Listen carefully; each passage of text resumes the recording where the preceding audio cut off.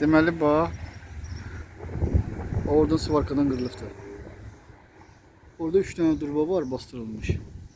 Biri də bura təsadüf edir. Prosto şurası ki, bu 8 metr dörü. 8 metr hardasa buralarda tamam olur. Bilmem, buradan kesmək mümkün olacaqsa buradan kesersən. Ya da kesirsən elə durbadan kes. Bu durbadan kes buradan. Papacılı deyəcək, papacılı kəssinlər, papacılı olmadan var. Buradan kəssinlər. Buradan belə eləyərsən. Yəni bu stoyka qalsın. Buradan bu tərəfini belə örərsən. Prosto 8 metr dördü, hardasa 7,5 olacaq belə uzunluq. Bilmem göstərebildim yoxsa yox. Gün düşür yaxşı çəkəmirəm.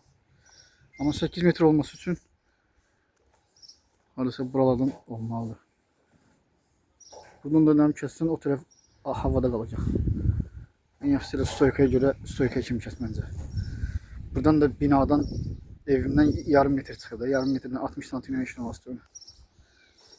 O işçi görsən yenə oradan sıvarkadan qırılıbdır. Dəmir çay girir. Bir yesi qırılmışdı, onu sıvarka nəsə düzəltmişlər deyəsən, yenə qırılıb.